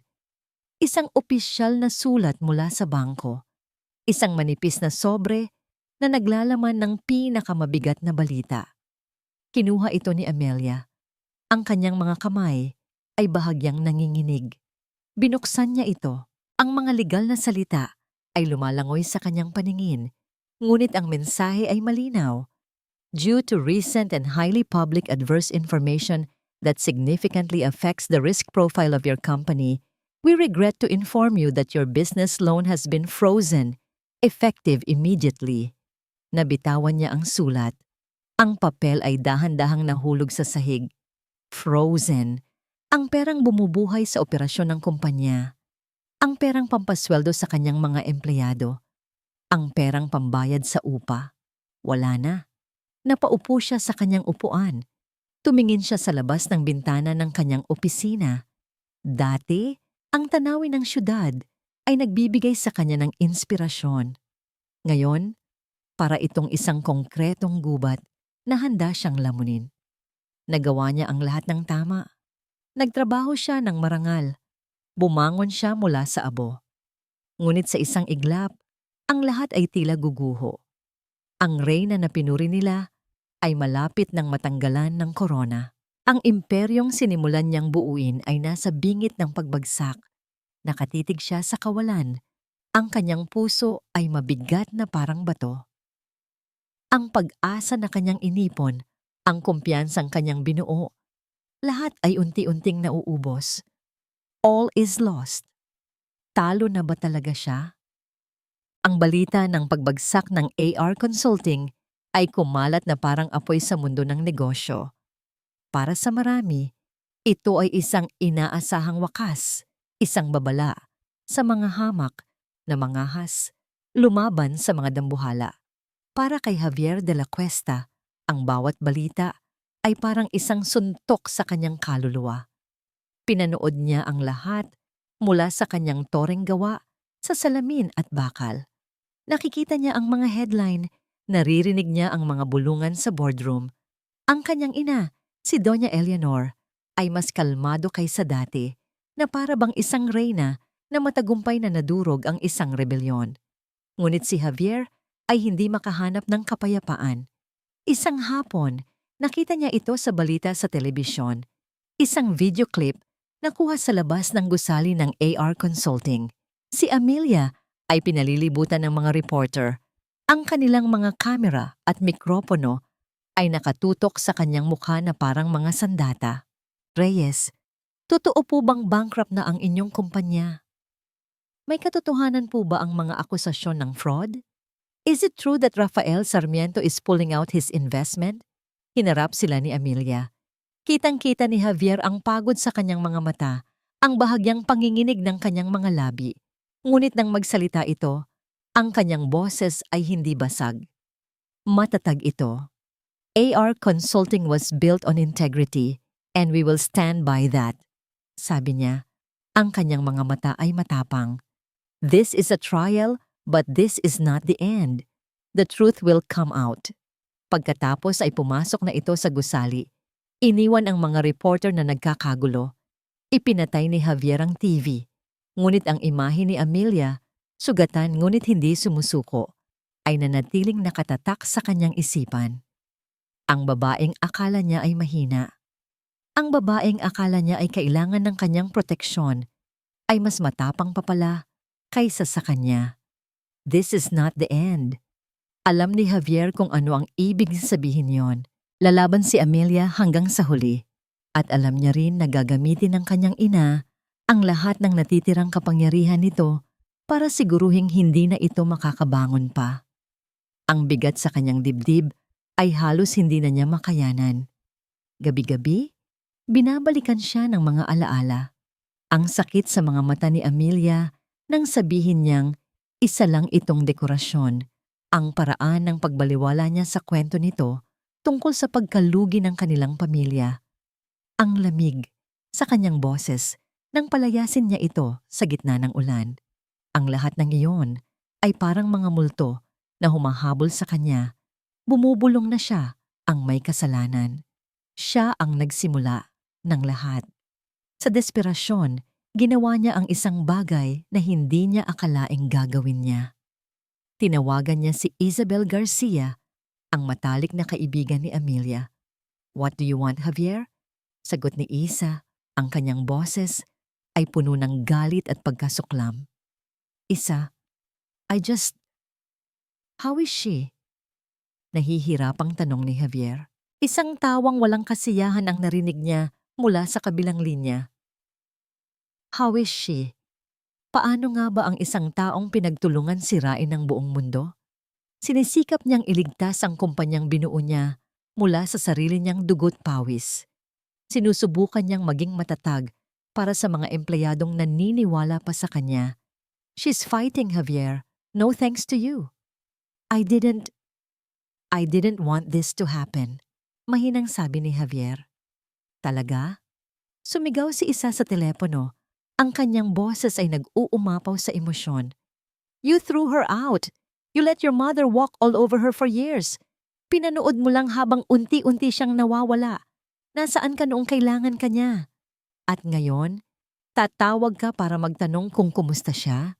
Kung gusto mo talagang makatulong, sirain mo na ang buhay niya ng tuluyan para matapos na ang paghihirap niya." Click! Ibinaba ni Isa ang telepono. Naiwan si Javier na hawak ang receiver. Ang mga salita ni Isa ay tumatagos sa kanyang puso na parang mga bubog. Nasaan ka noong kailangan ka niya? Nakatayo siya sa gitna ng kanyang malawak at tahimik na opisina. Tumingin siya sa kanyang paligid, ang mamahaling kasangkapan, ang mga parangal na nakadisplay sa estante, ang tanawin ng syudad na tila nasa kanyang mga paa. Ang lahat ng ito ay simbolo ng kanyang tagumpay. Ang lahat ng ito ay ang dahilan kung bakit niya binaliwala si Amelia. At ngayon, ang lahat ng ito ay parang basura. Lumakad siya patungo sa kanyang personal na safe na nakatago sa likod ng isang painting. Binuksan niya ito. Sa loob ay mga mahahalagang dokumento, mga titulo, mga stock certificate. Ngunit hindi iyon ang kinuha niya. Mula sa ilalim, kinuha niya ang isang bagay na matagal na niyang itinago. Isang litrato. Ang kanilang wedding picture. Nakasuot siya ng barong, nakangiti ng malawak sa kamera, ang nangiti ng isang lalaking nakuha ang lahat ng gusto niya. Sa tabi niya, si Amelia. Napakaganda sa kanyang puting bestida, ngunit may bahid ng pag-aalinlangan sa kanyang mga mata na hindi niya napansin noon. Tinitigan niya ang litrato. Ito ang simula ng kasinungalingan. Ito ang simula ng kanyang pagkabulag. Sa tabi ng safe ay ang folder ng Reyes Textile, ang ebidensya ng kasalanan ng kanyang ina. Ang simula ng pagdurusa ni Amelia. Dalawang bagay, ang simula ng kanyang kasalanan at ang ebidensya ng kasalanan ng kanyang pamilya. Isang desisyon ang nabuo sa kanyang isipan. Isang desisyon na nakakatakot, isang desisyon na magbabago ng lahat. Ngunit sa kauna-unahang pagkakataon, sa loob ng maraming taon, naramdaman niyang gagawin niya ang isang bagay na tama. Kinuha niya ang folder at ang kanyang telepono. Nag-scroll siya sa kanyang mga kontak hanggang sa makita niya ang isang pangalan na matagal na niyang hindi tinatawagan. Isang pangalan na kinatatakutan sa mundo ng media. Si Anton Luna, isang kilalang investigative journalist, isang taong hindi kayang bilhin o takutin. Nanginginig ang kanyang mga daliri habang pinipindot ang call button. Nag-ring ito ng 2 beses bago may sumagot. "Luna?" Huminga ng malalim si Javier. Ito na, walang atrasan. Anton, Javier de la Cuesta. Nagkaroon ng sandaling katahimikan sa kabilang linya. De la Cuesta, sabi ni Anton, may bahid ng pagtataka. This is a surprise. Anong utang na loob at napatawag ang isang hari? Tumingin si Javier sa labas ng bintana, sa imperyong itinayo ng kanyang pamilya sa pamamagitan ng lakas at paninikil, ang imperyong malapit na niyang wasakin. I have a story for you, sabi ni Javier. Ang kanyang boses ay kalmado, ngunit puno ng bigat. A story that will bring down De La Cuesta Holdings. Ang pagsabog ay hindi dumating na parang isang malakas na kulog. Dumating ito na parang isang lindol. Nagsimula sa isang mahinang pagyanig, sa ilalim ng lupa, isang bagay na hindi mo papansinin, hanggang sa bigla na lang gumuho ang lahat ng nakatayo sa iyong paligid. Ang lindol ay dumating sa anyo ng isang online article na inilathala ni Anton Luna sa website ng isang respetadong news organization. Ang pamagat, na nakasulat sa malalaki at itim na letra, ay direkta at walang awa. De La Cuesta Empire, built on corporate sabotage, the story of Reyes Textile and the annihilation tactic. Nasa gitna si Amelia ng isang desperadong pagpupulong kasama ang natitira niyang mga empleyado. Sinusubukan niyang magbigay ng pag-asa kahit na siya mismo ay halos wala nang makapitan. Hindi tayo susuko, sabi niya. Pilit na pinatatatag ang kanyang boses. Maghahanap tayo ng paraan, kahit na magsimula tayo ulit sa simula. Biglang tumunog ang telepono ni Aiza na nasa tabi niya. Tiningnan niya ito at nanlaki ang kanyang mga mata. Amy, bulong niya. Ang kanyang boses ay nanginginig. You need to see this. Ipinakita ni Isa ang kanyang telepono kay Amelia. Binasa ni Amelia ang pamagat. At pagkatapos ay binasa niya ang unang talata. A 15-year-old secret has emerged, revealing the brutal business practices of De La Cuesta Holdings under the leadership of its matriarch, Doña Eleanor De La Cuesta. According to an anonymous high-level source from within the company, supported by internal documents obtained by this publication, De La Cuesta Holdings systematically orchestrated the downfall of a promising small business, Reyes Textile Corporation. Reyes Textile Corporation, ang kumpanya ng kanyang ama. Ang mga salita ay lumabos sa kanyang paningin. Patuloy niyang binasa. Ang artikulo ay detalyado. Nakasulat doon ang lahat. Ang pagharang sa mga supplier, ang pag-freeze sa mga credit line, ang paggamit ng impluwensya para wasakin sila.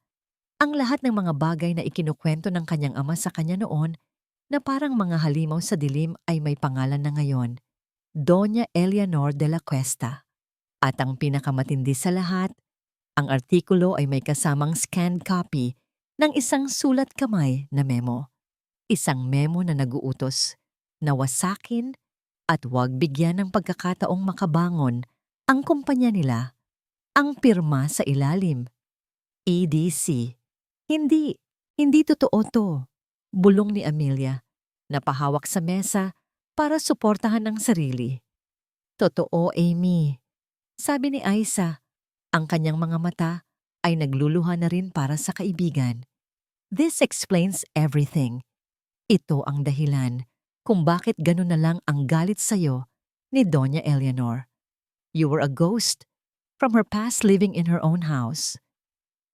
Ang buong opisina ay natahimik, nakatingin sa kanilang CEO na tila ngayon lang nakakita ng multo. Ang multo ng kanyang nakaraan. Nakatayo si Javier sa bintana ng kanyang opisina, pinapanood ang kaguluhan sa labas. May mga media van na nakaparada sa tapat ng kanilang gusali. Ang stock market ticker sa kanyang computer screen ay nagpapakita ng isang madugong resulta. Ang stock price ng De La Cuesta Holdings, DCH, ay bumubulusok pababa na parang isang bumabagsak na eroplano. Tapos na. Nagawa na niya. Ang pinto ng kanyang opisina ay bumukas ng malakas. Pumasok si Doña Eleanor. Ang kanyang mukha ay hindi na kalmado. Ito ay isang maskara ng purong galit. Sa kanyang likuran ay ang mga miyembro ng board. Ang kanilang mga mukha ay puno ng pag-aalala at paninisi. Ikaw, sabi ni Doña Eleanor. Ang kanyang boses ay mahina, ngunit puno ng kamandag. Lumakad siya palapit sa kanya. Ikaw ang nagbigay nito sa kanila. Hindi sumagot si Javier. Tinitigan niya lang ang kanyang ina. Bakit? Tanong nito. Ang kanyang boses ay nagsimulang manginig. Bakit mo ito ginawa? At sa harap ng lahat ng mga taong nagpapatakbo ng kanilang imperyo, sumagot si Javier. Because it was the right thing to do. Sabi niya, ang kanyang boses ay kalmado. Because for the first time in my life, I chose to be a man instead of just being a De La Cuesta. Isang malutong na sampal ang dumapos sa kanyang pisngi. Ang lakas nito ay umalingaw sa buong silid. Traidor! Sigaw ni Doña Eleanor. Ang kanyang kontrol ay tuluyan nang nawala. Sinira mo ang sarili mong pamilya. Sinira mo ang lahat ng pinaghirapan natin. Hinawakan ni Javier ang kanyang pisngi, hindi dahil sa sakit, kundi dahil sa bigat ng sandaling iyon. Tumingin siya sa kanyang ina. Ang babaeng minsan ay sinamba niya na parang isang diyosa. No, ma. Umiling siya. Isang bakas ng awa ang gumuhit sa kanyang mukha. You destroyed this family a long time ago. I'm just saving what's left of it. Ang mga miyembro ng board ay nagsimulang magsalita ng sabay-sabay. We need to issue a statement. The investors are pulling out. Eleanor, you need to step down. Ngunit hindi na sila pinapakinggan ni Javier. Tinalikuran niya ang kaguluhan. Tinalikuran niya ang imperyong gumuho. Lumakad siya palabas ng kanyang opisina, palayo sa kanyang trono. Habang naglalakad siya sa pasilyo, naramdaman niya ang isang kakaibang gaan. Ang bigat ng apelyidong De La Cuesta, ang bigat ng kasalanan, ay unti-unting nawawala. Wasak na siya. Wala nang natira sa kanya. Ngunit sa unang pagkakataon, naramdaman niyang malaya siya. Kinuha niya ang kanyang telepono. Hindi siya tumawag sa kanyang abogado o sa kanyang stockbroker. Nag-type siya ng isang maikling mensahe sa isang numero na matagal na niyang kabisado. Ang numero ni Amelia. I'm sorry for everything. Ipinadala niya ito. Alam na marahil ay hindi ito sasagutin. Alam na hindi nito mababago ang lahat ng sakit na naidulot niya. Ngunit kailangan niyang sabihin. Pagbaba niya sa lobby, sinalubong siya ng mga kumikislap na kamera at mga sigaw ng mga reporter. Ngunit hindi siya tumakbo. Humarap siya sa kanila. Handang harapin ang resulta ng kanyang ginawa. Nakatayo si Amelia sa tapat ng nagkakagulong gusali ng De La Cuesta Holdings. Ang balita ng pag-amin ni Javier at pag-step down ni Doña Eleanor ay kumalat na. Ang hustisya para sa kanyang pamilya ay dumating na, sa paraang hindi niya kailanman inasahan. Naramdaman niya ang pag-vibrate ng kanyang telepono sa kanyang kamay. Tiningnan niya ito. Isang mensahe mula sa isang hindi pamilyar na numero, ngunit alam niya kung kanino galing. I'm sorry for everything. Hindi siya nag-reply. Hindi niya alam kung ano ang sasabihin. Ang galit, ang sakit, ang pagmamahal, ang awa. Lahat ay nagahalo sa kanyang puso. Ang hustisya ay napakasalimuot. Ang tagumpay ay may kasamang pait. Tumingin siya sa entrance ng gusali. Nakita niya si Javier sa gitna ng mga reporter, nakatayo roon, mag-isa. Dapat ba siyang pumasok? Dapat ba niya itong harapin? O dapat na ba siyang tumalikod at wag nang lumingon pa? Hindi pumasok si Amelia sa gusali. Hindi niya hinarap si Javier sa gitna ng kaguluhan. Sa halip, tumalikod siya at umuwi sa katahimikan ng kanyang apartment. Sa loob ng 2 araw, pinanood niya ang pagguho ng imperyo ng De La Cuesta mula sa kanyang TV screen na para bang nanonood ng isang pelikula tungkol sa buhay ng ibang tao. Ang dating kinatatakutang pangalan ay naging sentro ng iskandalo. Si Doña Eleanor ay sapilitang nag-resign. Ang board ay nag-appoint ng isang interim CEO para subukang isalba ang anumang maaaring isalba. At si Javier ay tila naglaho na parang bula matapos ang kanyang maikling pahayag sa media kung saan inako niya ang responsibilidad sa paglalabas ng impormasyon. Sa ikatlong araw, habang nakaupo si Amelia sa kanyang sofa at hawak ang isang malamig ng tasa ng kape, muli niyang tiningnan ang mensahe sa kanyang telepono. I'm sorry for everything. Isang bahagi niya ang gustong burahin ito at magpatuloy na sa buhay. Ngunit isang mas malaking bahagi ang nakakaalam na may isang huling kabanata na kailangan niyang isara. Para sa sarili niya, kinuha niya ang telepono at nag-type ng maikling sagot. Let's talk? Salcedo Park, tomorrow, 3 p.m. Isang minuto lang ang lumipas. Isang reply ang dumating. I'll be there. Kinabukasan, ang araw ay maaliwalas, taliwas, sa mga nagdaang unos sa kanilang buhay. Naunang dumating si Amelia sa parke. Pinili niya ang isang bangko na medyo malayo sa mga naglalakad, sa ilalim ng lilim ng isang malaking puno ng akasya. Ilang sandali pa, nakita niya siyang paparating. Si Javier, ngunit ibang Javier ito. Wala na ang mamahaling suit, ang aroganteng tindig, ang anyo ng isang hari. Nakasuot lang ito ng simpleng itim na polo shirt at maong. Payat ito, at may bahid ng pagod sa kanyang mga mata. Ngunit wala na ang bigat ng kayabangan na dati niyang pasan-pasan. Sa halip, mayroon itong kapayapaan. Huminto siya ilang talampakan mula sa bangko na tila humihingi ng permiso para lumapit. Tumango si Amelia. Dahan-dahan itong naupo sa kabilang dulo ng bangko, nag-iiwan ng isang malaking espasyo sa pagitan nila. Isang espasyong puno ng mga salitang hindi nasabi at mga taon na nasayang. Sa loob ng ilang minuto, walang nagsalita. Tanging ang tunog lang ng mga ibon at ang malayong ugong ng trapiko sa Makati ang maririnig. Si Javier ang unang bumasag sa katahimikan. Hindi siya tumingin kay Amelia. Ang kanyang mga mata ay nakatuon sa mga batang naglalaro sa di kalayuan. Thank you for coming, sabi niya. Ang kanyang boses ay mahina ngunit malinaw. I came for me, Javier, sagot ni Amelia. Ang kanyang tono ay hindi galit. Ito ay payak at totoo. I needed to do this. Tumango si Javier, tila naiintindihan ang ibig niyang sabihin. Wala akong karapatang humingi ng kahit ano sa'yo. Pagpapatuloy niya. Hindi ko hihilingin na bumalik ka. Hindi ko hihilingin na isipin mo man lang na may pag-asa pa para sa atin. Alam kong sinira ko ang lahat. Huminga siya ng malalim. Sa wakas, tumingin siya kay Amelia. At sa mga mata nito, nakita ni Amelia ang isang bagay na hindi niya pa nakikita dati. Ang purong pagsisisi.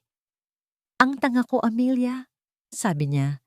Isang mapait na ngiti ang gumuhit sa kanyang mga labi. All these years, akala ko ang kailangan ko ay isang perpektong asawa, isang magandang mukha sa tabi ko para kumpletuhin ang imahe ng tagumpay ko. I treated you like a trophy, but you were the crown. I was too blind to see it. Masyado akong nabulag sa mga bagay na akala ko ay mahalaga. Hindi kumibo si Amelia. Hinayaan niya lang siyang magsalita. Hinayaan niyang ilabas ang lahat.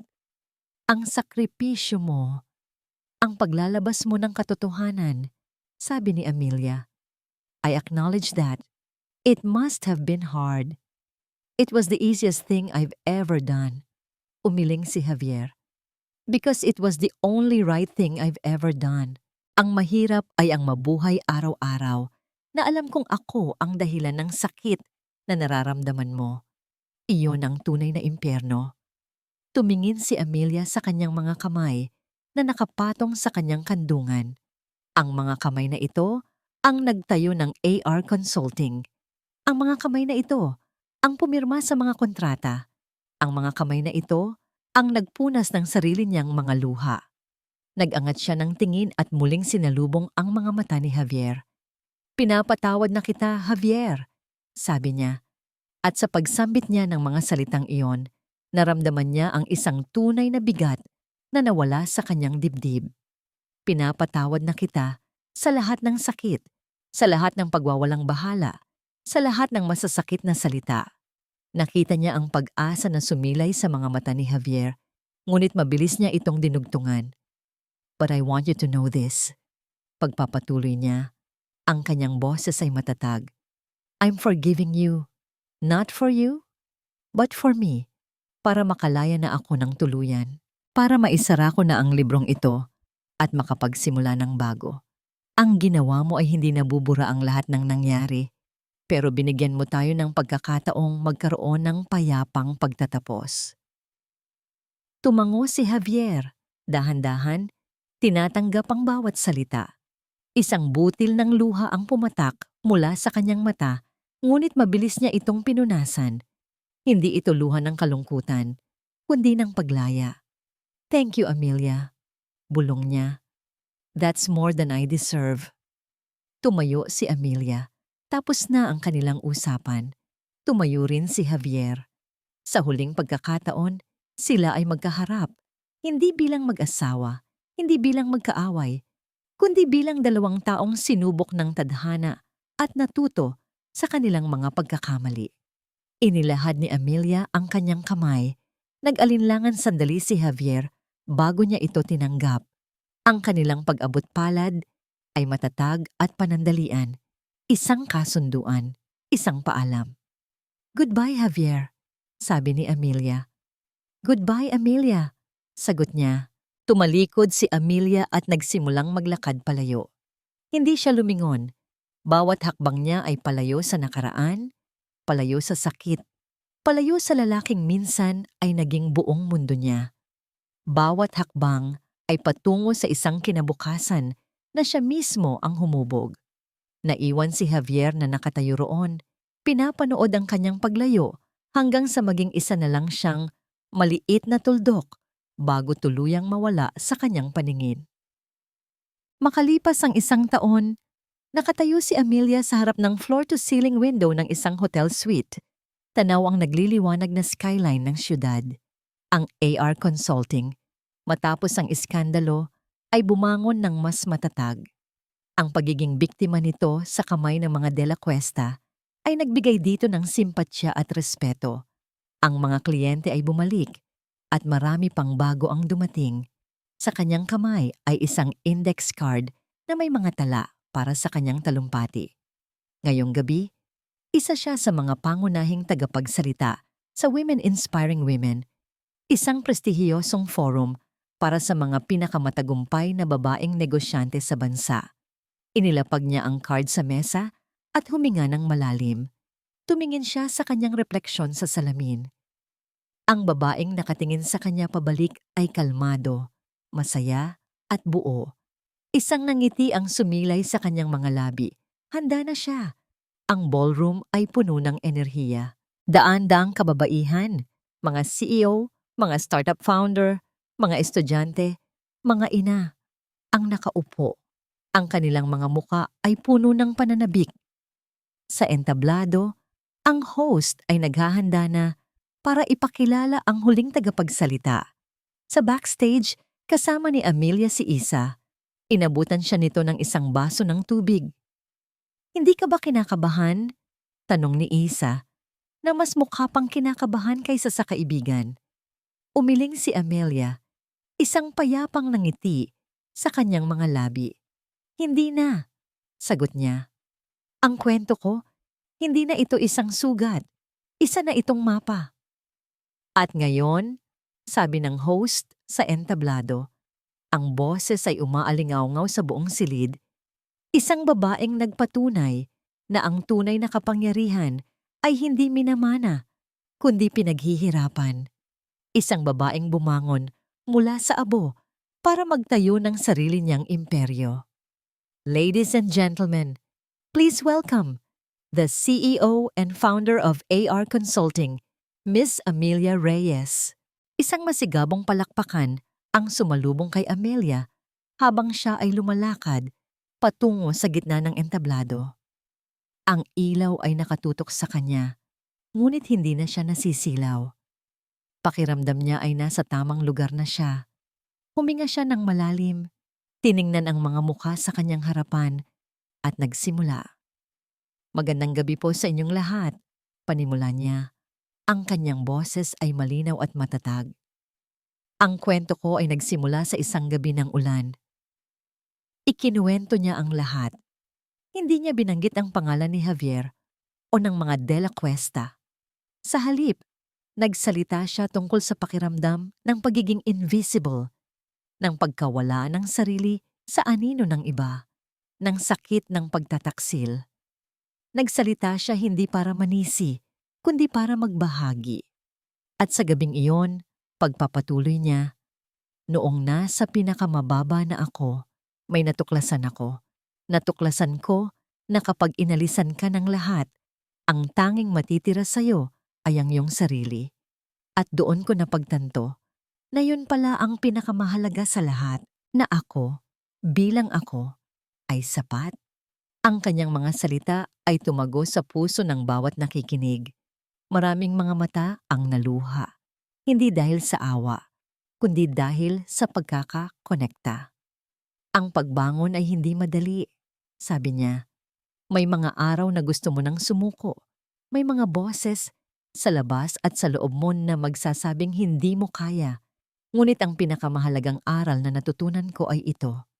Ang iyong halaga ay hindi idinidikta ng opinyon ng iba, ng yaman na nakapaligid sa iyo, o ng apelyidong daladala mo.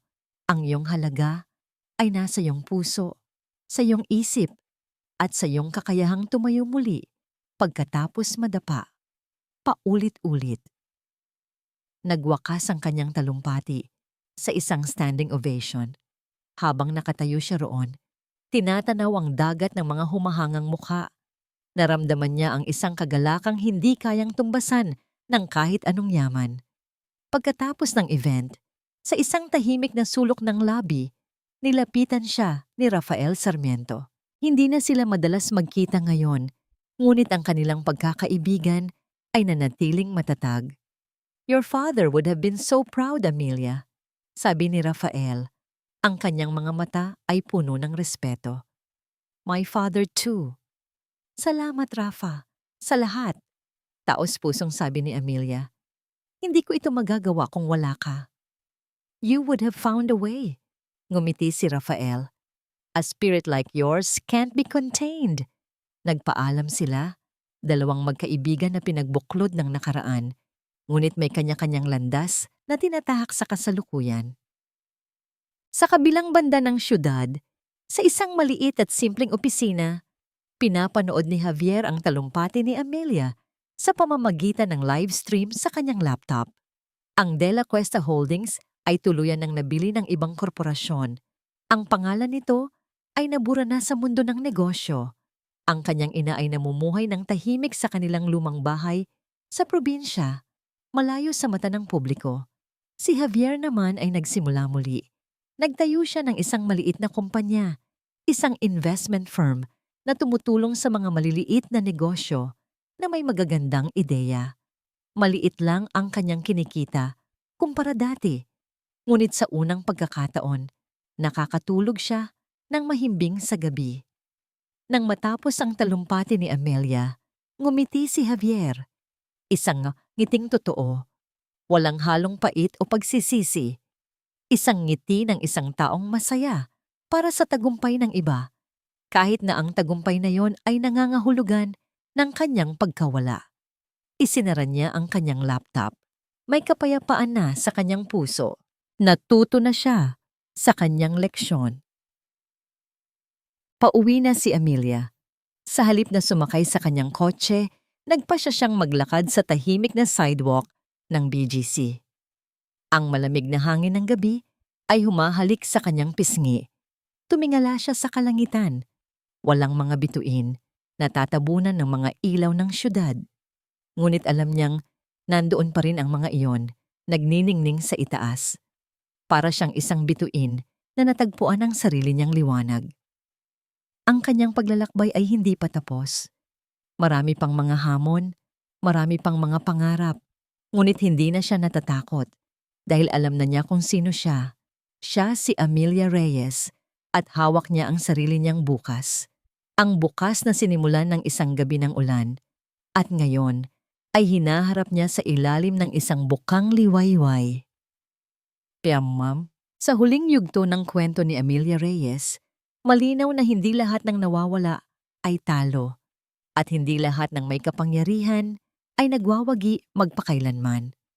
Mula sa babaeng itinaboy at hinamak, siya'y bumangon bilang isang taong may sariling paninindigan, kakayahang magmahal at lakas ng loob na harapin ang katotohanan. Sa tulong ni Rafael Sarmiento, nabunyag ang mga kasinungalingan at kasakiman ng pamilyang De La Cuesta. Patunay na darating at darating ang araw ng pananagutan.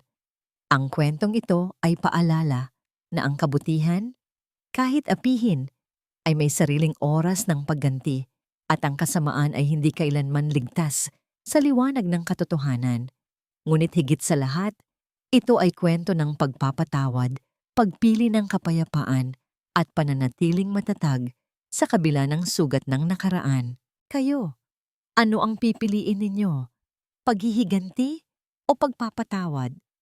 Kung kayo ang nasa kalagayan ni Amelia, may lakas ba kayong magsimulang muli? At kumusta kayo ngayon mga kaibigan? May pinagdadaanan ba kayong laban na tahimik ninyong hinaharap? Hindi kayo nag-iisa.